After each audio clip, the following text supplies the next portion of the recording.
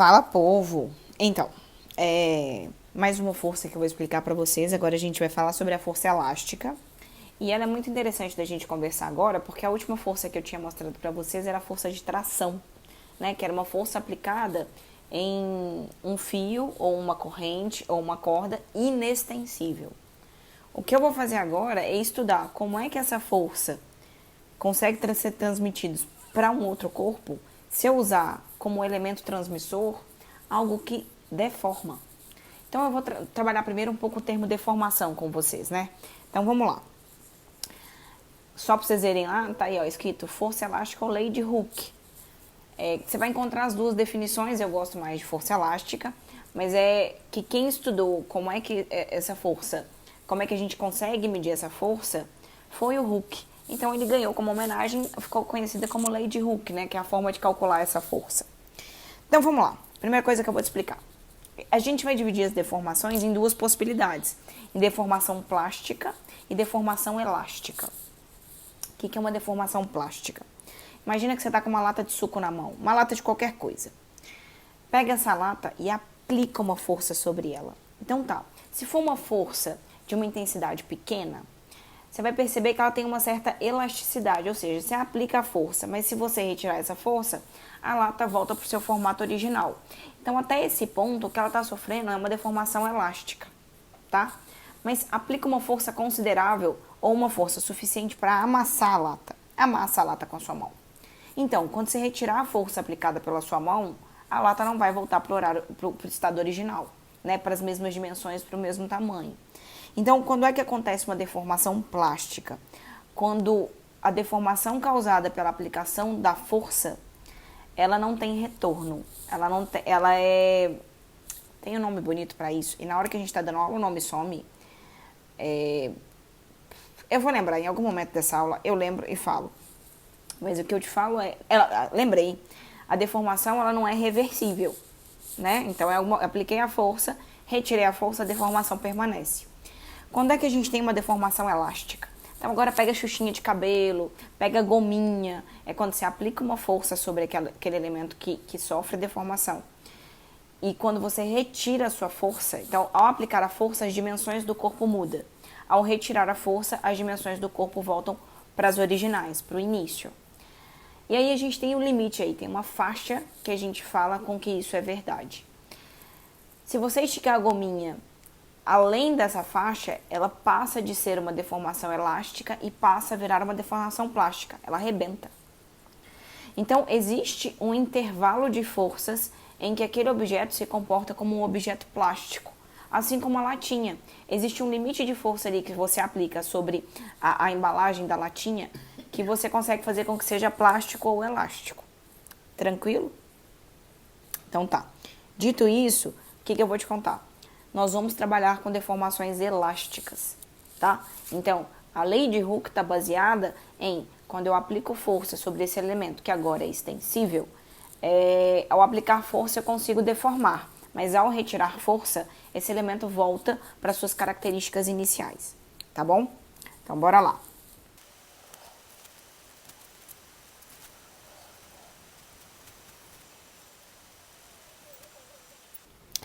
Vamos começar a trabalhar nosso problema a partir de uma situação real, tá? A gente tem um bloco de massa M e a gente quer aplicar uma força sobre esse bloco. Olha como é que é a diferença da situação.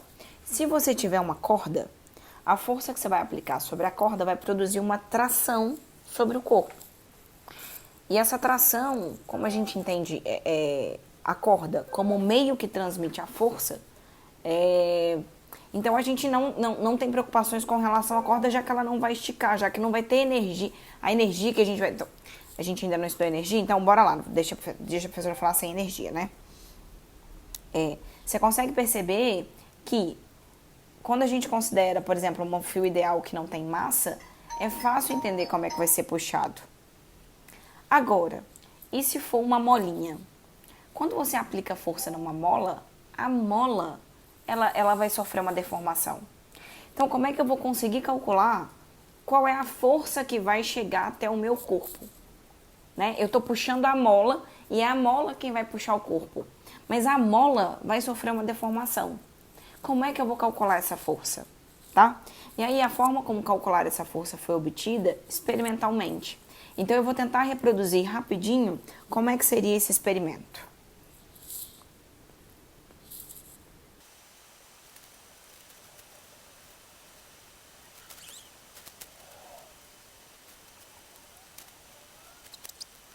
Então vamos lá. Eu desenhei aqui 3 situações. Uma situação onde a mola tá simplesmente fixa no teto. E aí a mola tá ali bonitinha, não tem nada pendurado sobre ela. Então ela tem um tamanho X, tá? Quando eu coloco uma primeira massinha M, o que eu consigo perceber com relação ao tamanho da minha mola? O tamanho da minha mola aumenta. Ela sofre uma deformação, tá? O quanto ela deformou? Bom, você percebeu que o tamanho final dela agora, eu vou marcar aqui, ó. Ficou torto. O tamanho final da mola é esse. Então, assim, esse daqui era o tamanho X que ela já tinha. Ela aumentou uma determinada quantidade. Quem que ela aumentou? Ela aumentou essa quantidadezinha aqui, ó. Essa foi exatamente a deformação que a mola sofreu. Então tá, se essa foi a deformação da mola, o que a gente pode falar? Qual que é esse tamanho? Se a gente falar que esse daqui é o X final, você concorda que, na verdade, o que a gente vai fazer, né? Então eu já vou tacar direto e depois eu te explico. Isso daqui é o ΔX. É o quanto que a mola aumentou. Por que a gente vai definir como ΔX? É ΔX porque ele é... Quem é esse tamanhozinho aqui, né? Então vamos colocar aqui. Por que a gente chamou esse tamanhozinho de ΔX? Você concorda comigo que esse é o X final e esse é o X inicial? Então, quem que é o meu ΔX? ΔX é o tamanho final menos o tamanho inicial, que é exatamente o quanto que variou o comprimento da mola, tá? Então, esse foi o quanto deformou a mola. Aí ele falou assim, beleza. Então, quando eu coloco uma massinha M, ela sofre uma deformação ΔX. Eu vou limpar um pouco o meu desenho, porque eu vou precisar de falar mais coisas, então eu vou tirar o meu X0 aqui e o meu XF. Na verdade, eu vou melhorar onde é que eles estão. E aí eu vou te perguntar o seguinte. Coloquei um bloquinho de massa M ali. Quais são as forças que atuam nesse bloquinho? A primeira força que você sempre vai desenhar para mim, eu sempre fiz isso com vocês, é a força peso. Força peso, sempre para baixo. Quem é, se eu virar para você e falar assim, olha, eu pendurei esse bloquinho M, e aí a situação que eu estou descrevendo para você é uma situação de equilíbrio. Se é uma situação de equilíbrio, então eu sei que a soma das forças que atuam sobre esse corpo dá zero. Qual é a força que você vai ter que desenhar que equilibra a força-peso? Então eu vou te ajudar fazendo a seguinte pergunta, né? A gente consegue construir um par de ação e reação aí. A gente concorda que o bloco puxa a mola para baixo.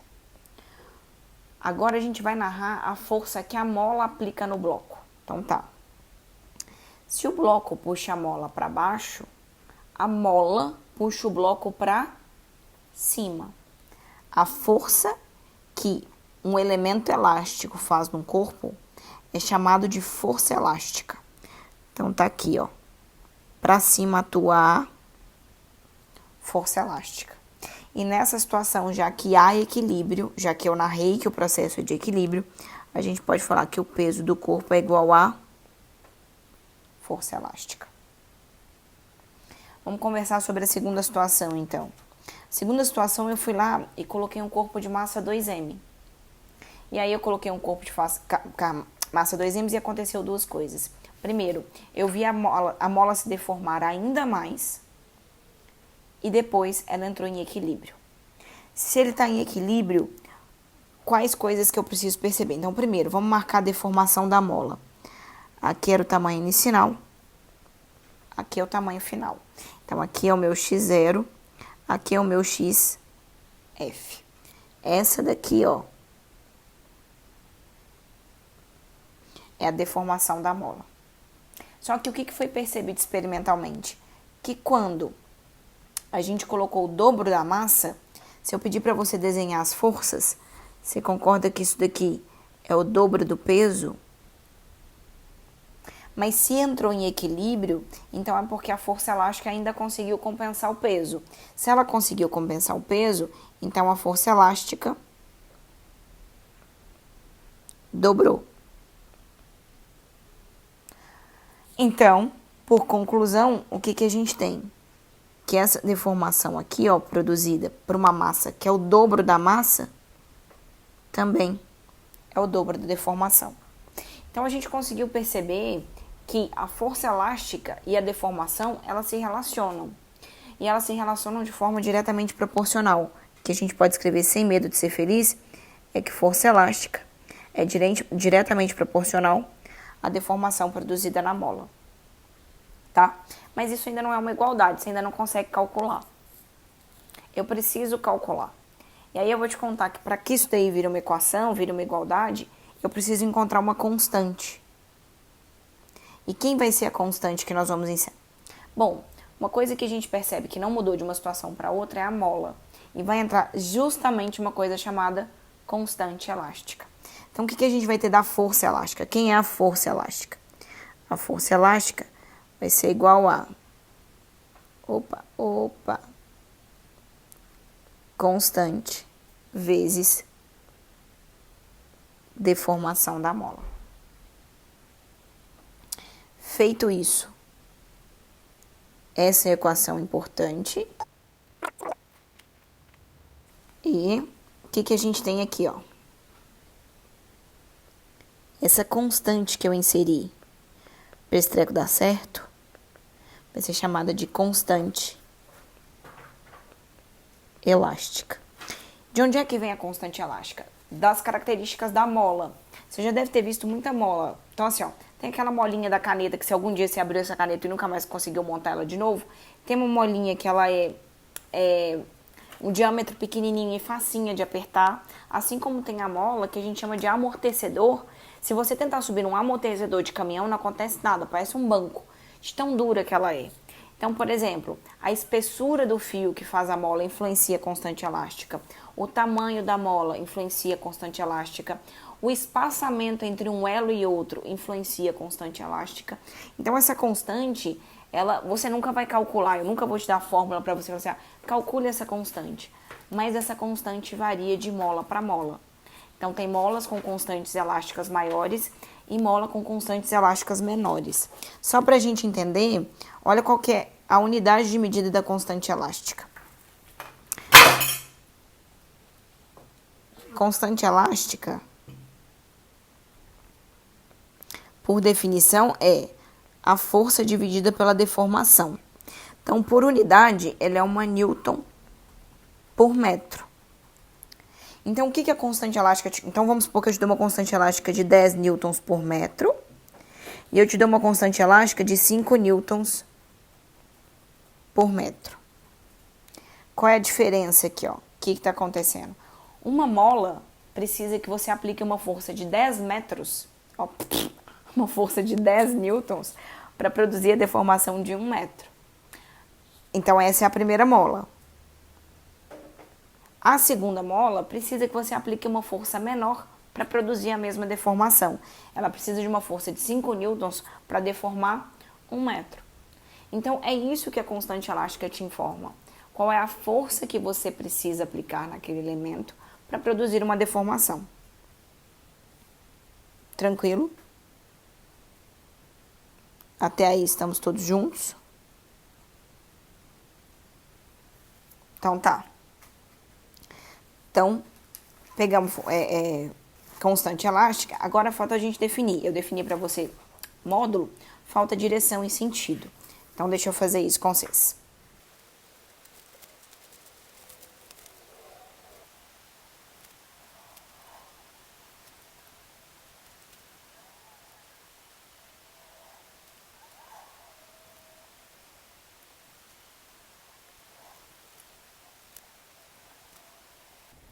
Tá.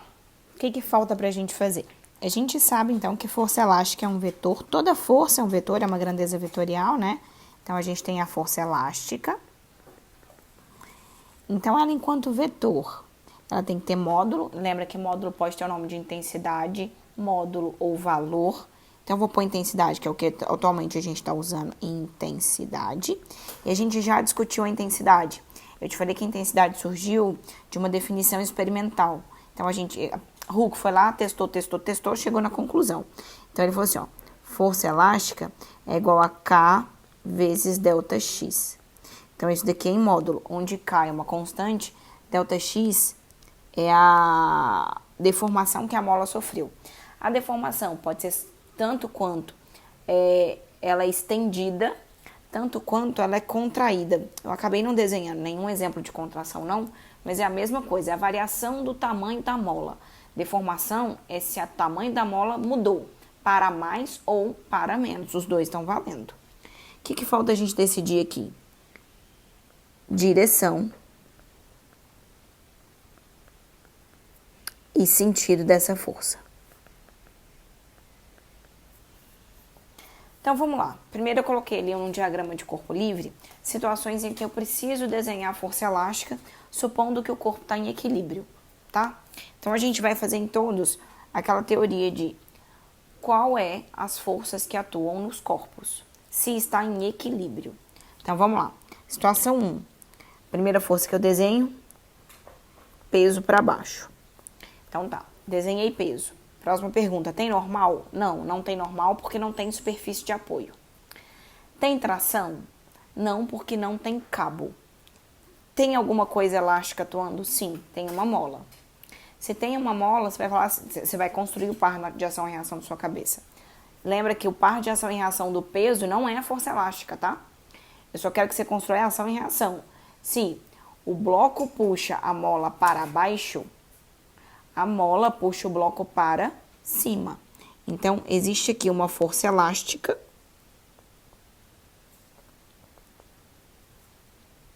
atuando. Segundo exemplo, peso para baixo, tem uma superfície apoiando normal, perpendicular à superfície de apoio, e tem um cabo atuando sobre esse corpo. Se é cabo e não é elemento extensível, não é mola, então o nome da força que você coloca é tração. Então tá aqui, ó, peso normal e tração. Agora vamos para outra situação. Eita, eu tinha que ter feito puxar ali, deixa eu fazer uma mãozinha. Aqui tá faltando uma mãozinha. Não, mãozinha nada. Eu vou te contar que eu fiz uma força para cá e está em equilíbrio. Se está em equilíbrio, quais são as outras forças que atuam nesse corpo? Peso do corpo vertical para baixo, normal perpendicular à superfície de apoio. Não tem tração porque não tem cabo, mas tem um elemento elástico ligado ao corpo. Portanto, possui força elástica. Beleza, posso colocar isso num plano inclinado? Com certeza. Num plano inclinado, forças que atuam, estou desenhando. Peso vertical para baixo, normal perpendicular à superfície de apoio. Por isso que a gente não pode falar normal para cima, porque tem situações em que ela não é para cima, e aí você grava um trem e o trem tá errado. Força elástica, né? Como eu não falei nenhum atrito, nenhuma citação com relação ao atrito aqui, força elástica. E olha aquele terceiro caso ali. Coloquei dois corpos interligados por força elástica. Como é que você vai desenhar? Peso, eu chamei de peso 1 e peso 2, tá? Sei lá, não indicou massa diferente ou massa igual, né? Então, vamos lá. Normal para os dois. Normal 1. Normal 2. No corpo 2, a gente vai ter uma força F aqui e uma força elástica contrária. E no corpo 1, a gente tem uma força elástica a favor. Observa que nesse caso, muito parecido com tração, né? Duas forças atuando nas extremidades do elo de ligação. Tranquilo? Então tá, o que eu quero que você perceba? Eu vou usar um pouquinho de movimento harmônico simples, que é um conteúdo que vocês estudaram no primeiro ano, para eu te mostrar sobre a direção e o sentido da força elástica. Então vamos pensar o seguinte, vamos pegar no sistema massa-mola. Então coloquei ali, ó, uma mola que está ligada a um corpo e inicialmente ela está em posição de equilíbrio. O que é uma posição de equilíbrio? Bom, a soma das forças que atuam sobre ela está dando zero, tá? Então se eu não deformei a mola, então se a mola está exatamente na posição onde é o tamanho original da mola, então não existe força elástica. Pensa comigo aqui, ó. Se força elástica é K vezes ΔX, se eu não fizer deformação, se ΔX igual a zero, a consequência é que a força elástica também é zero. Então, ali não tem deformação. Se não tem deformação, então bora lá. Nessa primeira situação, uma situação de equilíbrio, então não atua força elástica. Quais seriam as forças que a gente ia atuar aqui? Peso para baixo, normal para cima e pronto, essas duas se equilibrando. Aí, eu resolvi pegar uma força externa e alongar essa mola, distender, deformar. Quais são as forças que atuam nesse corpo? Então, peso para baixo, normal para cima. Uma força F produzindo movimento para a direita, e aí você vai perceber uma coisa. A força elástica, a gente chama de força de restituição. Qual que é a brincadeira da força elástica no fim das contas? Ela quer que o corpo retorne para a posição de equilíbrio sempre. Então, o sentido da força elástica vai ser sempre o sentido que faz com que a mola retorne para a sua posição, para o corpo retorne à sua posição de equilíbrio. Então, observa, se você puxou o corpo para a direita, a força elástica vai fazer com que o corpo retorne para a esquerda. Eu vou trocar F de corpo, porque eu estava usando força elástica roxa. Então, peraí. Então, tá aqui, ó. A minha mãozinha tá fazendo uma força F. A força elástica vai lá e trabalha para restituir o corpo para sua posição de equilíbrio. Observa que a posição que eu coloquei o corpo não é uma posição de distensão total, né? Eu tô falando que ele vai poder oscilar entre o menos X e o X, e nesse exemplo ele ainda tá no meio do caminho. Então, qual que é o tamanho da deformação? A deformação tá aqui, ó, ΔX. Esse é o ΔX dessa situação. É o quanto o corpo se afastou da posição de equilíbrio, né? Da posição onde a soma de todas as forças que atuam sobre ela dá zero. E a força elástica vai atuar para fazer com que esse corpo retorne para a posição de equilíbrio, sempre, tá? E se eu puxar mais ainda, né? Se eu fizer uma F ainda maior, porque a gente está pensando que a força elástica ela não é constante, tá? Então, vamos lá. Ela é constante para deformações, mas durante o processo de esticar, de deformar, ela vai mudando de valor. Cada vez que o ΔX muda de valor, a força elástica muda de valor. Ela é diferente do peso. O peso, independente da posição que você colocar o corpo, o peso é o mesmo. O peso depende da massa e da gravidade. Agora, e a força elástica? Ela depende da deformação da mola. Então, ela vai mudar de valor a cada deformação que você produzir. Então, aqui eu fiz uma força ainda maior, vou chamar de F', e aí eu produzi uma outra deformação. Essa é a deformação nessa terceira situação, é verdade, né? Então, aqui, olha como é que a deformação aumentou. Se a deformação aumentou, é porque a força elástica também aumentou, tá? Tá aqui. Opa! A nossa força elástica. Então, o que a gente vai escrever? Direção da força elástica. A direção da força elástica é tangente à direção do movimento. Tá? Então, a força elástica, você vai ter que observar para onde é que ela está sendo, onde é que o movimento está acontecendo, onde é que está acontecendo o esforço da mola, né? Então, a mola está sendo puxada para onde? Então, essa direção vai depender muito do exercício que a gente está trabalhando. Então, a direção não é definida. Definida, por exemplo, a direção da força-peso, que é vertical. A definição da normal, que apesar de ser variável, está escrito ali. A normal é perpendicular à superfície de apoio. A direção da força elástica vai depender do exercício, portanto, a gente vai tacar um variável aqui. Mas, deixa sem mas, deixa desse jeito aqui. E o sentido? Agora, o sentido aqui é interessante, o que eu vou escrever. Como a força elástica é uma força de restituição, o sentido é o sentido de restituição do corpo à sua posição de equilíbrio, tá? Então, você vai ficar muito atento. Quando você estiver fazendo a força elástica ela tende a fazer com que o corpo se comporte na ideia de retornar para a posição de equilíbrio. Tranquilo? Então, tá. Então, calma, respira, que na aula a gente vai conversar um pouco. E aí, vocês vão ter que me perguntar sobre o dinamômetro. Nós vamos fazer. Mas se você quiser adiantar a sua vida, pode procurar dinamômetro, procurar sobre isso. E aí a gente vai começar a fazer exercícios também agora incluindo. Então, quais forças podem ter nos nossos exercícios? Força peso, força normal, força tração, força de atrito, força elástica. Tranquilo?